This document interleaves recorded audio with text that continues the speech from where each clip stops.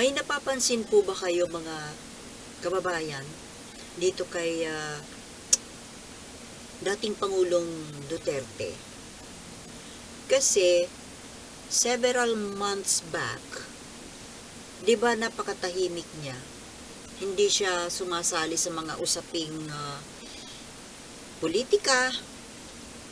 Dahil sabi nga niya na mananahimik na siya, magre-retire na sa politika. Pero ito po, bigla po siyang lumabas ngayon at nag-iingay.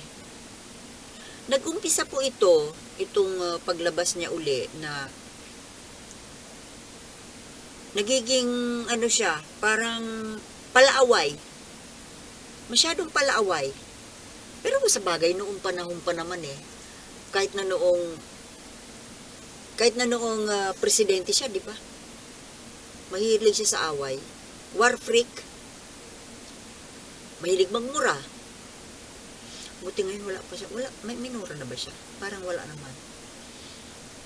Nag-umpisa po itong paglalalabas niya at pag-iingay mula nung nagka-problema yung anak niya si Inday Sara tungkol sa confidential fund. Na tila baga po nagsumbong. And after that, diba, yung umuwi siya doon sa Davao, may picture pa sila, pinost ng picture na nag-uusap sila doon sa may nicho. Nagsumbong. Ewan kung anong pinag-usapan, But after that, eto na, nanggigera na po yung tatay na ipinagtatanggol,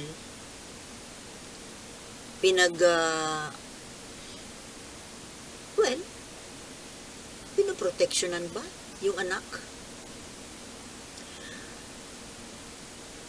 Alam nyo, natural naman po sa magulang yung maglingkod o ipagtanggol yung anak, pag nasasadlak sa gulo. But this time, itong tungkol po sa confidential fund, bakit pati siya, di ba dati naman hindi sila bati nung pagkatapos ng eleksyon dahil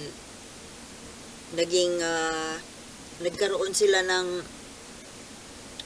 konting nagka-distansya dahil sa hindi sununod yung gusto nung ama na gusto siyang patakbuhin magpangulo. Nag-busy lang siya. Pero hindi naman ganun ka lala yung hidwaan, Hindi naman ganun. Na ito nga, ang usap-usapan kasi ngayon biglang nakipagbati dahil diyan sa problema sa confidential fund. Dati naman niya nagbabati siguro. Kasi nga nung inauguration nung as vice president doon sa Davao, present yung buong pamilya. Now, nakapagtataka po itong inuugali po ni dating Pangulong Duterte na lagi siyang galit, nang aaway. Napaka-war freak nga War freak masyado. Lahat na lang inaaway. Pati Kongreso inaaway niya.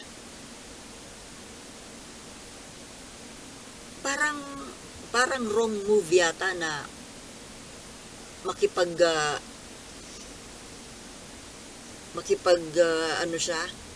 gera siya sa Kongreso. Kung nagbabalak siya na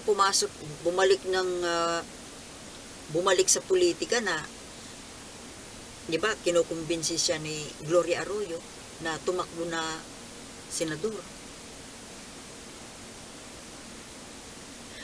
Ang tingin ko po kasi kay Duterte, sa buong kampo, buong pamilya Duterte, silang Duterte camp, pati yung mga alagad niya, ay para silang filinggero. Alam nyo yun, yung feeling sila ang nasa taas, na sa ngayon, kahit na may Pangulo tayo, si PBBM, parang feeling ni Duterte na sila pa rin ang nandyan. Kumbaga, inaantay lang nila na matapos ang termino ni BBM or mawala si BBM. Di ba may plano nga sila? Plano nila na i-impeach or ikudita si BBM. Yun lang po ang totoo. Di ba sabi si Duterte, sa bunganga mismo ni Duterte nang galing ang salita na we will let him sit as president for 2 years. May plano po sila nila Gloria Arroyo. Hindi yan chismis. Balak nila na i-impeach o tanggalin sa pwesto si BBM. At ipapalit si Sara. Kaya nga pumayag si Sara na tumakbong pangalawang pangulo lang. Dahil magiging pangulo din naman siya agad. Kaso natunugan. O di bulilyaso. Kaya feeling nila, lalo na itong Digong Duterte, na parang pag-aari nila ang Pilipinas. Dala kaya ito ng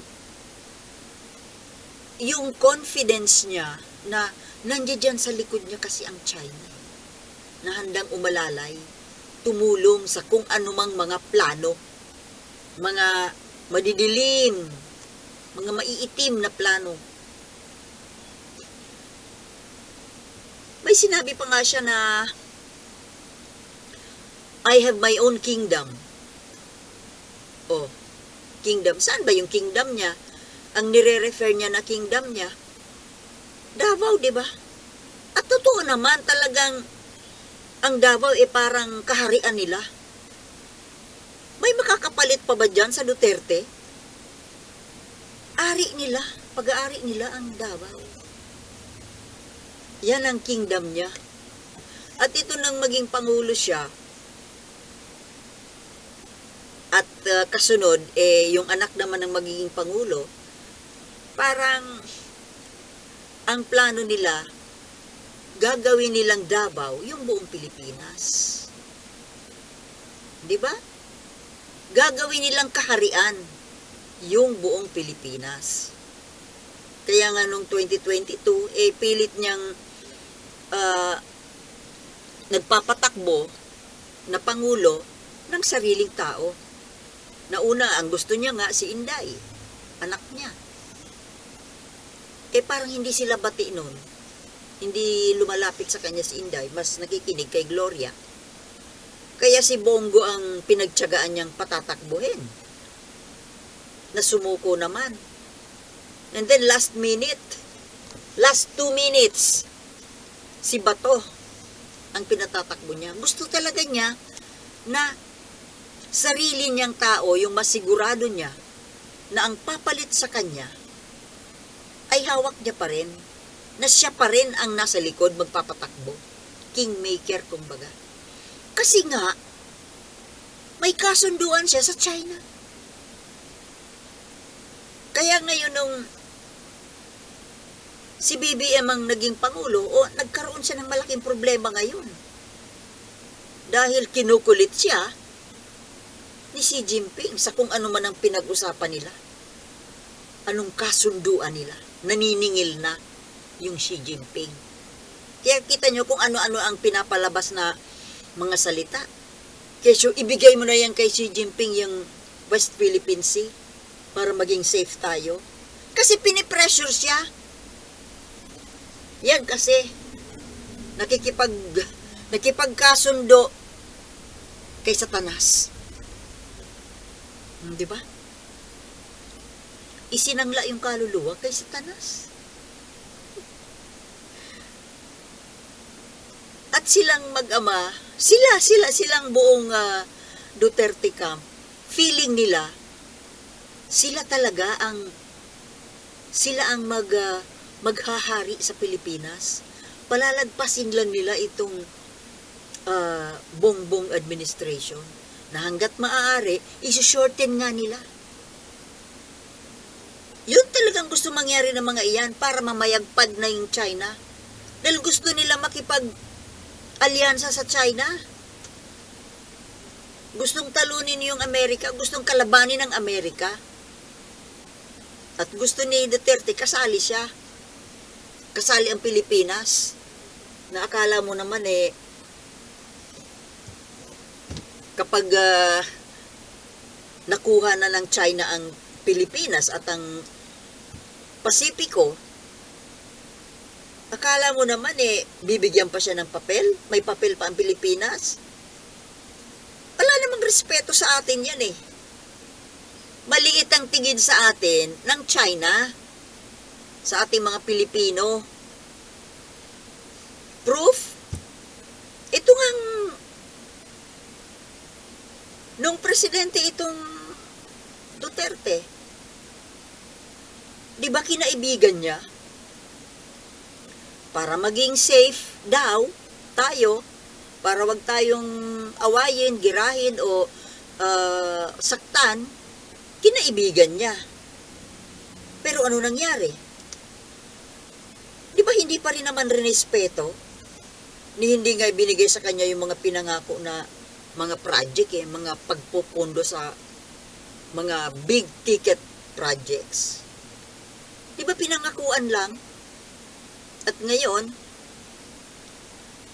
punta-punta siya, nakikipagkaibigan. Siya lang naman ang nakikipagkaibigan Siya lang naman po, si Duterte lang naman, ang nag-aakala na kaibigan siya, magkaibigan sila ni Xi Jinping. Budol. Ginagamit lang siya Analysis ko yon. Ginagamit lang yung katangahan ni Duterte. Diba, tanga? Nagpapagamit kay Xi Jinping, Inuuto lang para makuha ni Xi Jinping ng China ang Pilipinas. Dahil may balak sila at ginagamit nila ang Pilipinas. At tuwang-tuwa sila na mayroon silang nakuhang puppet. Mayroon silang nauuto. At nagpapauto naman itong mga kampo ng Duterte na ito, itong mga propagandista ng China. Alam mo, yung gawain nito mga Duterte doon sa Davao, gusto nilang gawin sa Pilipinas, buong Pilipinas. Gagawin nilang kanilang kingdom. Hindi na nakontento doon sa Davao lang. Buong Pilipinas na. Kaya trying hard yan sila na maging Pangulo si Sara. Itong mga tagahanga ng Duterte camp na napakabubulag ninyo. Napakaiengot. Hindi ninyo nababasa. Hindi kayo marunong mag-analyze kung ano ang nangyayari, kung ano ang plano. Sabihin naman ninyo, nagmamagaling ako. Sige, subukan ninyo na gawing Pangulo si Sara kung anong abutan ng bansa natin. Tingnan yung mga ugali ng mga ito. Tingnan mo ng aaway, ang hilig-hilig mang away. Yung ama, palaaway. War freak. Yung anak, immature. Isip bata. Palaaway. Diba? Palaaway sila. Mga war freak. Itong taga Davao na ito. Gusto ba ninyo? Gusto ninyo na yan ang maging leader natin? War freak. Tapos, nakikipag-alyansa sa komunista? Anong ibig sabihin nun? Gusto rin nilang tayo maging komunista? Gusto nyo maging komunista tayo? Huwag kayong bulag. Masyado kayong nabubulagan sa mga patawa nitong ngayon hindi na nagpapatawa. Ang trip niya ngayon, mang-away. War freak. Inaaway yung Kongreso, inaaway yung COA, inaaway yung Makabayan Black, inaaway si Martin Romualdez, at inaaway na rin si Bongbong Marcos. May subtle nga lang. Soft. Pero dati na naman na inaaway niyan si Bongbong Marcos. Mga war freak po ito.